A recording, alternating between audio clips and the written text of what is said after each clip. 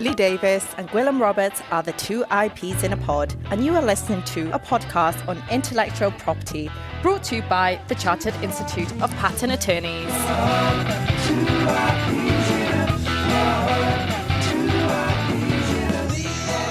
How are you, mate? Here we are in series whatever it is. We're a few podcasts in now. So do you feel you've found your podcasting legs again? Yeah, fallen off. Oh, no, you're not fed up with it, are you? I'm not fed up with podcasting, but I mean, I think in terms of a gastropod, there you go, it'd be a gastropodcast if your legs fell off.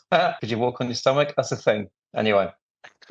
Thank you. Have you done anything exciting since the last time we recorded a podcast? Because I have. Okay, well, I have, but won't be as exciting as yours, so let's go straight to you. Well, no, it might be the same exciting thing because we were at the same event. We had our inaugural council dinner when we take all council members away to a secret location, have a nice dining experience, but also have the opportunity to talk about all things CIPA and strategy and stuff like that.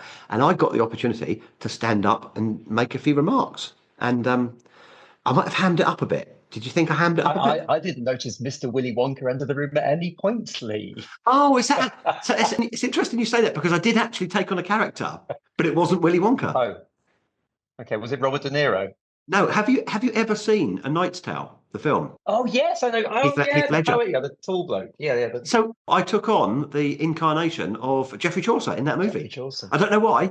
For some bizarre reason, as I stood up, I thought, I'm going to do this. Paul Bettany, wasn't it? Paul Bettany played it. I'm going to do this in the style of Paul Bettany in A Knight's Tale. And I don't know why I did that. It was kind of Geoffrey Wonka, is where I put it, but nearly. Jeffrey, that's going to be my new online identity. I'm going to go and sort of take that now. Oh, Geoffrey Wonka. Other than that, how you doing? You all right? I'm good, thank you. Yeah, so I didn't share my exciting thing, which is I've been standing on one leg. Turns out it's more difficult than I thought. Why? I don't know, I can't do it. The personal trainer said, stand on one leg, and then he fell over. So I've got to start working on my leg standing. You have to eat lots of crustaceans and turn pink, don't you, before you can do that properly? Oh, yes, that would do it. Yeah, in water. Yeah, there we go. Water, yeah. Slightly murky water, yeah. But let's not go there. So, cool podcast today because just like CIPA, our student group, the Informals, renews itself on a regular basis and takes on a new leadership. And we've got the new Honorary Secretary of the Informals with us today, Tom Bridgewater. Tom, hello, how are you? Hey, nice to see you both. Yeah, I'm great, thanks. And I think you did a very good job of Geoffrey Chaucer in The Knight's Tale. I totally got that.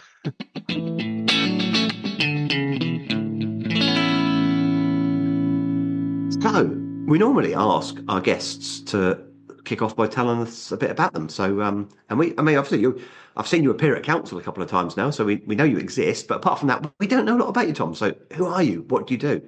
Sure. So, I started the profession in 2020, right in the midst of lockdown, which was an interesting way to start.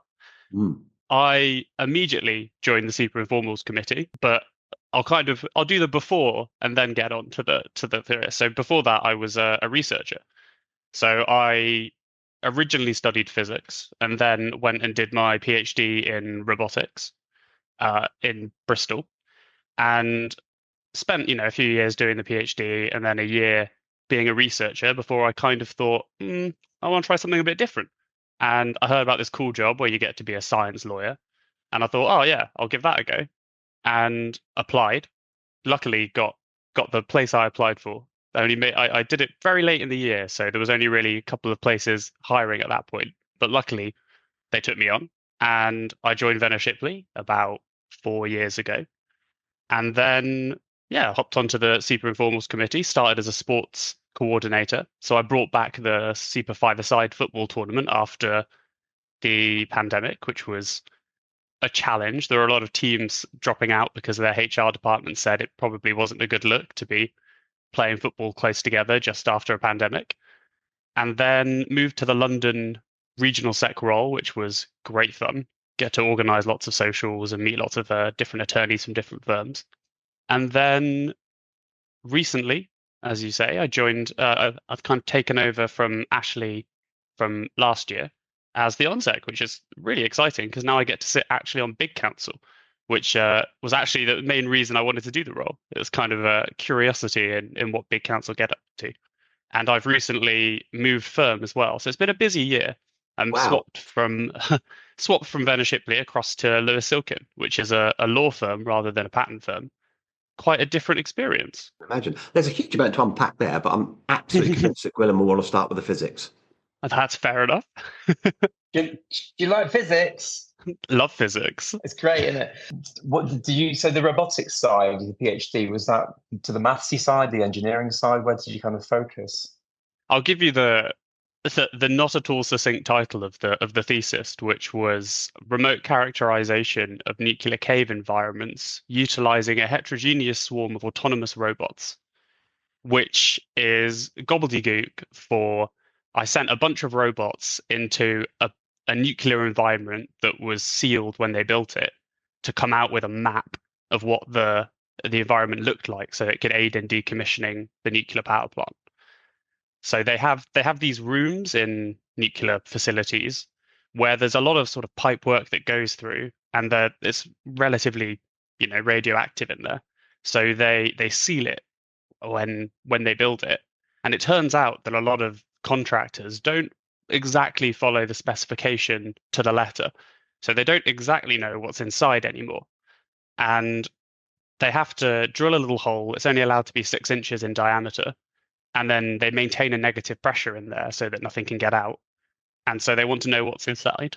And they tasked me with, can you think of a way that we could send a heterogeneous swarm, i.e. the robots are different, into that environment to come out with a map. And I broke it up into sort of locomotion, sensing, and control. And my main focus was on the control of the robots. That's amazing. I mean, it sounds like the best video game ever for a start. Why a swarm? Why can't you just send one robot in? Because of the size of the hole. So because it can only be 6 inches, you only got a sort of limited sensing capacity that you can. So if you want to send in a big robot like they did to say Fukushima or something that has, lots of payload, it can sense lots of different things, radioactivity, humidity, etc. You can't. You're kind of scuppered. And you kind of want different modalities in terms of locomotion because you want them to maybe be able to climb because there's a lot of pipe work, but also see the floor. So you just want them to be able to do different things and also communicate to each other. Why can't you just have one really long 6-inch in diameter robot? And then I'm done. I'm done after that. That's a fair question. They actually did have sort of snake-like robots that they would send in. But cool, there you go. They're limited, right? If you've got a really long robot and it needs to move around quite a complex network of pipes, then it's limited in how it can move. So you need the smaller ones to actually be able to move around in that area. But to be honest, my focus was on the control more than the locomotion because it was the bit that was interesting to me. And I kind of got to tie my physics into it.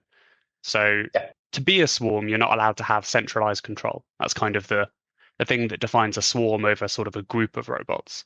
So the idea is that you get emergent behavior in the robots from implementing simple rules. So I was trying to do a thing where it is interesting. I could talk about it for a long time. I probably should not bore you too much, but I'll just say this isn't your Viva, but go on, yeah. Yeah. Oh, my Viva was actually that was really, I'll get back to that. So you go into my idea was that you could use analogs of the fundamental forces of nature to control the robots.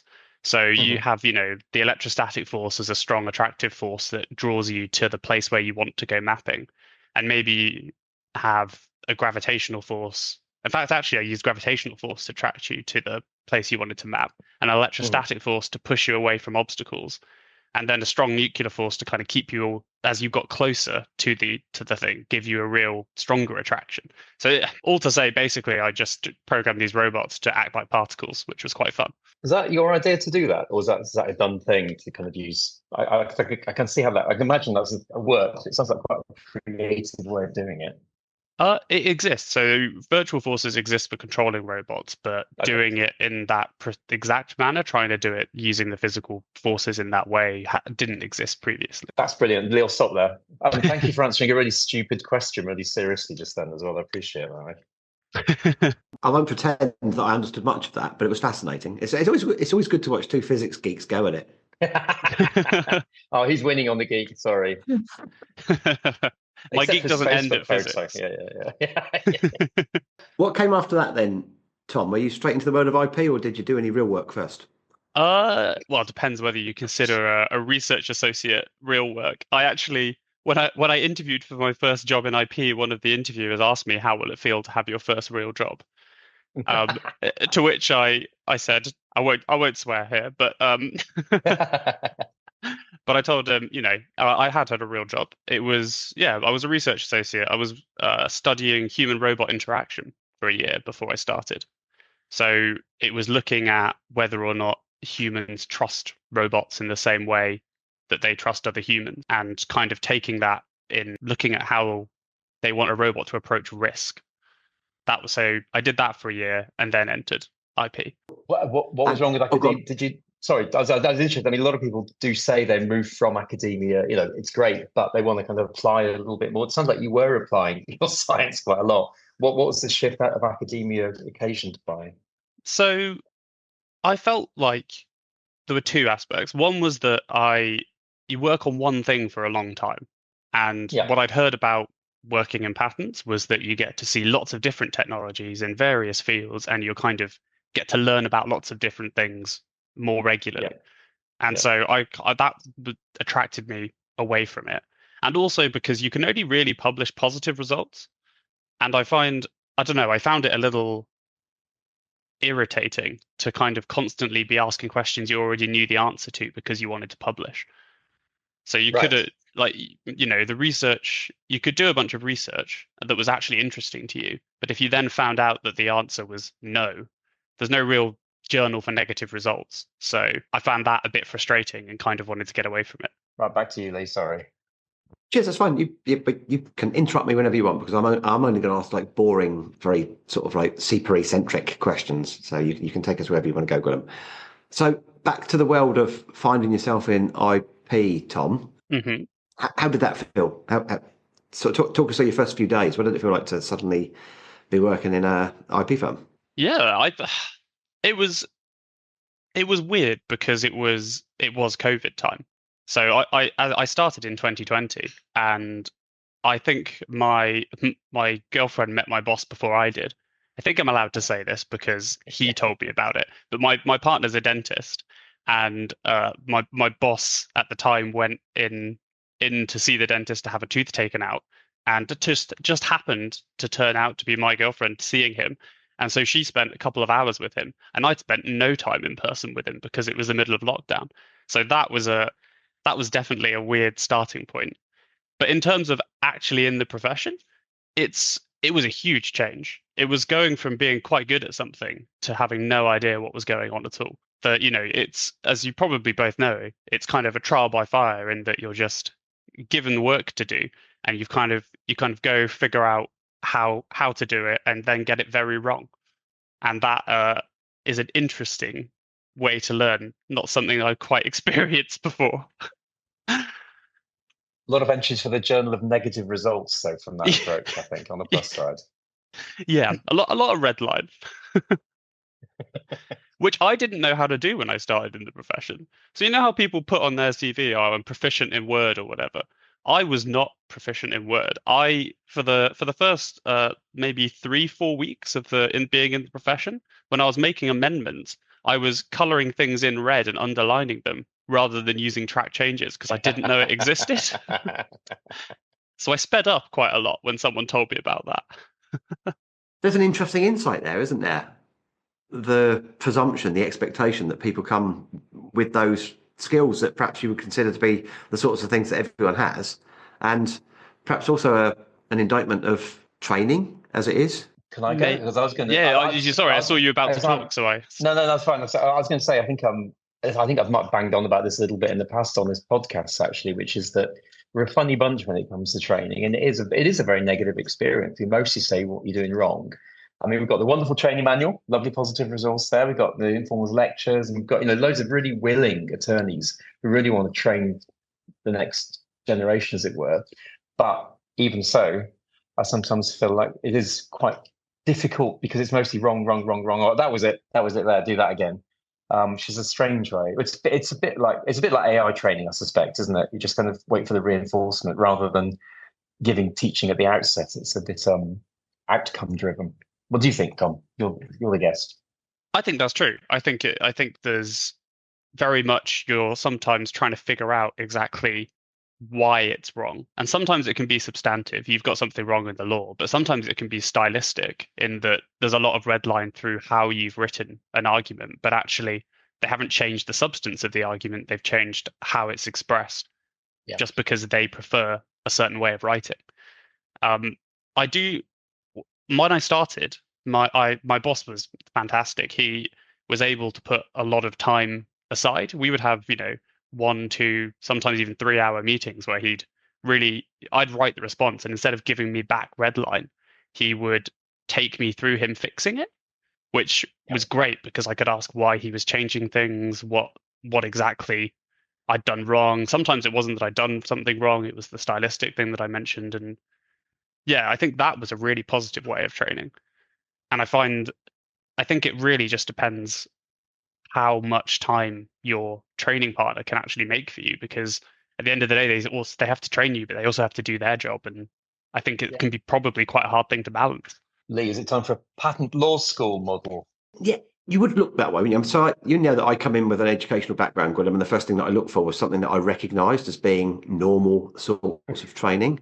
And then I think you quickly understand that we're operating in a world that's very different from most other professions. Yeah. In that we're bringing in people who are already highly skilled and have undertaken sort of significant amounts of higher education to get to the points that they are in their lives and in their learning. Firms work in many and varied in different ways and many different formats. And it would be difficult, I think, to homogenize, if that's the right word, the training into some kind of school effect. So we're probably doing the best we can with a mixed economy training model that we've got. There's lots of things we can do to improve it, and we talk about these all the time. But that was a long way of saying no, I don't think so, Gwilym. No, I mean I don't either actually. But I think it takes too long. I think we could streamline it personally. But I think you might call it an intellectual apprenticeship in a sense, because you're learning a trade in your own way. It's just more of a brain trade than a finger trade. But there's so much kind of practical nous to it. It's very difficult to get taught a lot of it, except through experience. So I do think it's got quicker. So one quick, I know I'm banging on today, so I always remember remarking that because I came in right at the end of the old training model, which is you spent the first year going down to the library and photocopying stuff. This is pre-internet. This is the time before the internet, Tom. Genuinely, it was bizarre. So you go through microfiche and get copies of patents and things, and that was literally your training for about a year. It wasn't training at all. It was just you were just cheap labour. So that's one of the reasons I think historically why the period is so long to train up is because it builds in an entire year of photocopying, which obviously doesn't happen anymore. But anyway, enough of me. Does that mean, did you do a year of photocopying and then sit the foundation exams or go to one of these Queen Mary style courses? Yeah, I did Queen Mary after a year of photocopying. So you were learning things really from first principles at that point. Well, I was good at photocopying. I mean, if they'd had a paper on that, I would have nailed it, double-sided, stapled, you name it. I don't know if I've ever photocopied something. Now he's feeling old. I'm feeling old. As old. I feel old now. Apology. No, I do. In terms of sort of the standardizing of training, I think it's a really hard thing. But even within firms, because when I was at my previous firm, it was really clear that different people were kind of being taught to work in different ways and had different workloads, right? I didn't have that much drafting, but I had, and I was kind of operating in a way that I'd be given a response to do. I'd do the response, I'd hand it back. Whereas other people were kind of given more drafting and more, here's your case number, you're in charge of this case. Come and talk to me when you need help.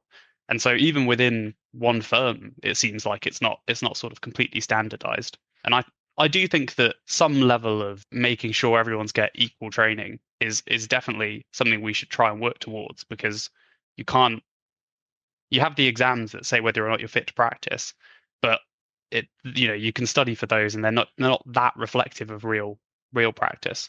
And so making sure everyone's kind of getting a similar-ish experience is quite important, I think.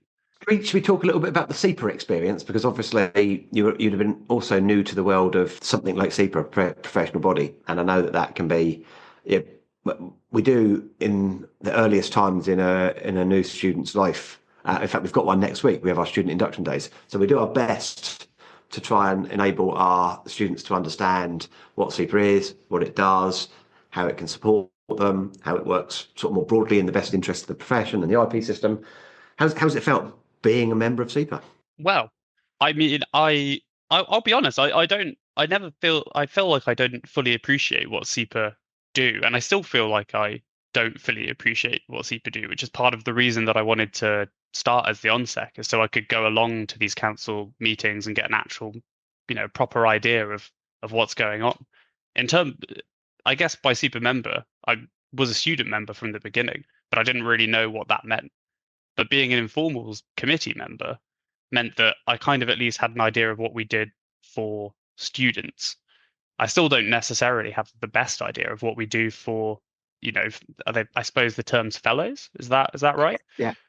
Yeah. I'm not. I'm still learning. But in terms of students, I think what we do is great. I think it's really important that we do all this regional sec, and we really kind of divide the regions into quite granular regions so we can provide an opportunity for them to meet each other and socialize. And for me, that was a huge deal when I started, because again, as I said, I started during the lockdown and there was no real way to meet people. So joining the committee partly for me was so I could meet people and then kind of help people meet each other. And that's been fantastic. I just wonder whether Willem knew what CIPA does, because he's a fellow. He should know. It's a membership organisation. Well done. I've trained him well. It's not, and I know what it is. Things mostly he just says what it isn't. Normally with some swear words in the middle of it, but it's not a representative body. It's a membership organisation. I think that's really important. It is a representative body. It's not a trade union. That's it. It's a representative body, not a trade union. That's what it isn't. Also, hang on, there's another thing. It also used to have a regulatory role, but now it's delegated that. Yeah, that's absolutely right. And the regulatory role was always a big part of CIPA's personality, and now it isn't. But it's interesting, Tom, because obviously it's my job to try and help our members understand what it is that we do, and it's probably the most difficult part of the job, because you are different things to different types of member at different times, and so occasionally it needs something big to come along. Gwilym's going to get really bored now because I'm going to say CPTPP. Yay! But it needs something big to come along, like the CPTPP campaign we did over a couple of years, where everyone can recognise that here is this thing that's coming along, and it's big for the profession, and it could be potentially injurious to us. And CIPA steps in and it does its kind of campaigning and its work, and it gets us to a position whereby we're more comfortable with how the UK joining something like CPTPP might look like, and it won't impact badly on the profession. Everyone goes, "Oh wow, amazing!" And then everyone then forgets immediately what CIPA is and what it does, because it will mean different things to different people. It's that is one of the great but also disturbing things about working in a professional body, I think. It's a bit like aircraft pilots. You don't really notice until you're about to crash the aeroplane, and suddenly someone says, "Where's CIPA when you need them?" So I think one of the things has been quite noticeably is how when there is a crisis, everyone says, "What's CIPA doing about it?" So it is there when you need it, but it's doing tons and tons all the time as well. Yeah, I don't actually even know what the CPPTPP is. I don't have the letters down. It's easy for you to say. Yeah. Only I don't think we've got time to talk about the CPTPP. Fair enough. The Comprehensive and Progressive Agreement for Trans-Pacific Partnership, which was a sort of like a trading bloc that the UK wanted to join and has now in fact joined, whereby the IP provisions of the CPTPP were different enough from the EPC that could have potentially caused some conflict and some issues for us, and ultimately questions about our role in the EPC if we were committed to the CPTPP. So we just had to navigate there. We had to help government navigate its way through that so that it could join the CPTPP without any unintended consequences.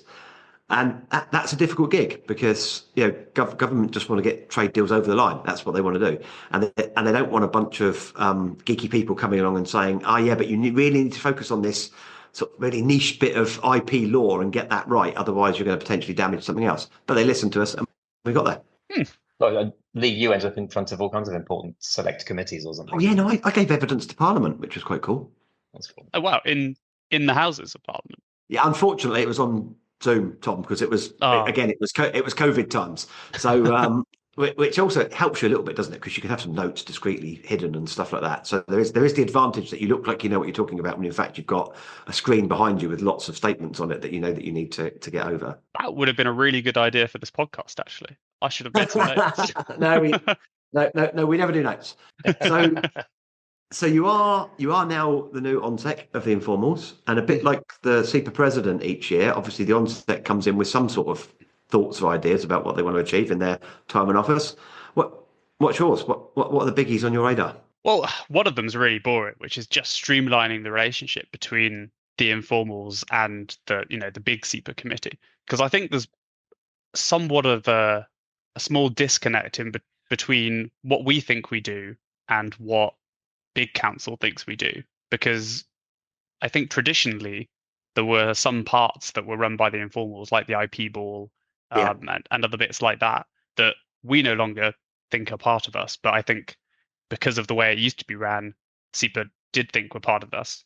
So we kind of just want to kind of get our terms of reference down and understand what our role is and how we can kind of help our student members and also interact with big CIPA, so that we kind of, I don't know, have that all down, which is not the most interesting role, but I feel like that relationship's really important and that we really want to tie that down.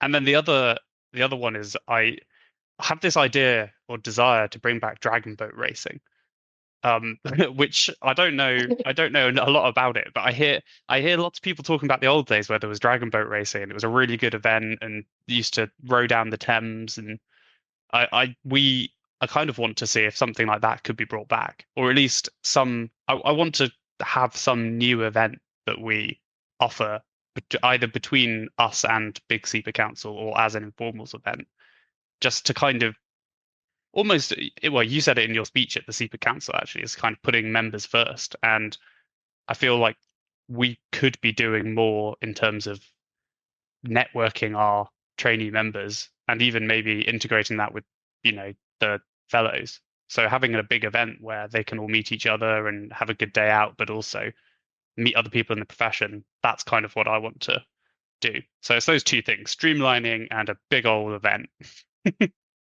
So really, really important policy, interconnecting, getting stuff sorted, and rowing down the Thames. You got it. Perfect. I've done dragon boating, actually. I did it when I went to Singapore, and we had a guest, Vandita, who's a big fan of dragon boating, actually. So she told me to do it when I went to Singapore. It is brilliant. Really cool. We should do it. I think we can just decide that now, can't we? Yeah. So every day's a school day, isn't it? And it's the first time I've been CIPA over 13 years now. It's the first time anyone's ever said to me, CIPA used to do dragon boat racing. I've never heard that. Really? Oh, yeah. I wonder where this is, because I've been spoken to about it by a few. Hey, Tom, it doesn't mean that we didn't used to do it. It just means that no one's ever said it to me. No, but in the last 13 years, I would be surprised if it was prior to that. That's interesting. It must be. Maybe there were fatalities or something. Perhaps that's why we don't do it. It's kind of scuppered my plan, Almost which was to ask you about it. Yeah, wasted on me, but there will be one or two, as I think maybe ask Ian, who looks after the journal. There will be some people who've been around for long enough that they will know that this has happened and will possibly even have some gen on it. So I'll see what I can find out for you. Yeah, otherwise it might be a pipe dream, but that's fine. If you achieve one of your two goals, then you're doing a good job. Absolutely. Yeah, that's 50% success, right? Yeah, that's a pass. Yeah, and arguably the most important 50%, unless of course you really want to go dragon boating down the Thames, which I really want to do now. Honestly, it'd be amazing. It'd be brilliant. It's a great idea. Except I'm in my head, I've now got some kind of like Tyrene warfare thing going on where we do a bit of ramming, and but that's probably not allowed. Although it could be fun. We could do that with SITMA. We could do that with SITMA. Oh, well, I think they used to have teams from different. I think the EPO entered a team one year. In fact, I was told that the EPO entered a team, absolutely destroyed everyone else, and that was one of the reasons that they stopped it, because they got really good at it. Oh, I've never heard any of this, Lee. If that's any help. No, this is and now if we're going to get really, really competitive, I'm thinking about other things. So my a pub not terribly far from me, which is on a really good stretch of water, do this for charity annual raft race thing. But the rafts over the years have got more and more extraordinary in their design and construction and the way people go about it. So I'm now thinking how perhaps maybe in addition to or instead of dragon boat racing, we should have some kind of eclectic raft building competition and race. That could be quite fun. The pattern attorneys would get kind of soapbox racing, but on water. Attorneys would get too embedded in the have we invented something new or novel here, rather than just cracking on and building it. Or we could do the whole thing under NDA. It'll be fine. Just do it under NDA. That's not a problem. That's a legal solution. Well, until you put it on the water, and then you've got public disclosure. You'll be pleased to know, Tom, given our little conversation before we started, that we're nearly at 40 minutes, which makes you an exciting guest, an interesting guest. Oh man, I've made it. So, but before we sort of sign off, there's two things that we normally do. First of all, we ask you if there's anything else you want to say, because obviously you've told us lots, but there might be questions we've forgotten to ask you or things that you thought, oh yeah, must get that in. So anything else you want to add? I don't think so. Cool. Okay then. Yeah, I guess I haven't mentioned moving firm, but I don't know if that's that interesting. So do you?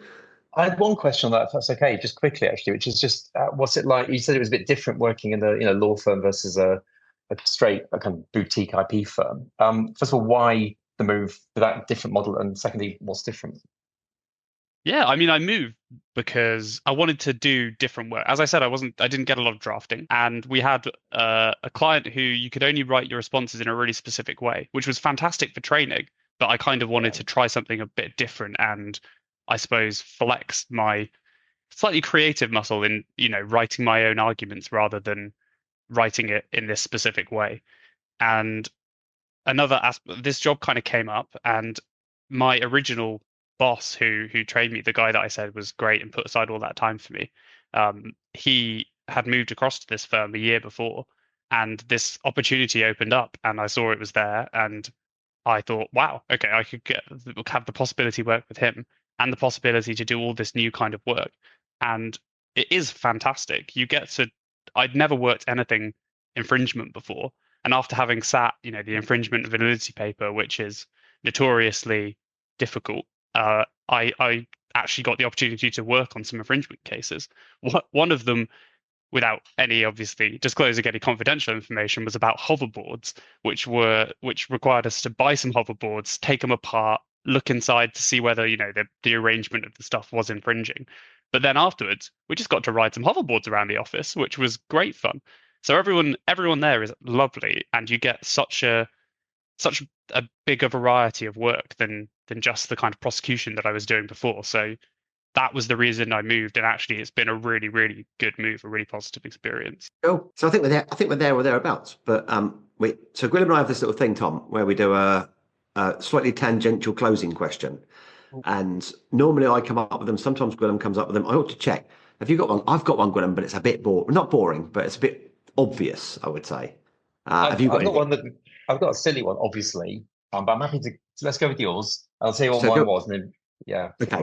So the way this works then, Tom, is I'll ask Gwilym, I'll then ask you, and then Gwilym will throw it back at me. I haven't actually thought about my answer in advance this time, Gwilym. The question is, so ordinarily, Tom, I've already come up with a really clever answer, and I frame my question around it, so that makes me look really either incredibly naturally funny or intelligent or any of those things. This time around, it's just come about because of where we started the conversation on the podcast. So Gwilym, I was wondering if there's anything in your life that sort of like frustrates you, annoys you, grates with you, and if you could invent yourself a little micro robot to do it instead, what would that thing be? Yeah, that's my question. But robots. The only difference being a robot swarm. So I think I don't want one. Okay, well, let's go with the swarm. That makes it even more difficult for me. Tom obviously can't answer this from a nuclear perspective. It has to be something. He solves something else. And I mean, I'm not convinced. I wouldn't want just a 20-foot, 6-inch wide robot as well. That's another option. But if we're going to have a swarm, dishwasher, just swarm in, stack it, clear it. I'd have one stacking robot. She's doing the washing because your dishwasher does that. You know that, yeah? Yeah, but stacking and unstacking. So one will be gravitationally attracted in, gravitationally bring the plates and everything to the right place. Another one will be electrostatically repulsed out with all the clean stuff. And there'll be a third one, which is to put it away, which would be gravitationally attracted to the drawers to put them all away. And then you'd need a special one, I reckon, for cutlery.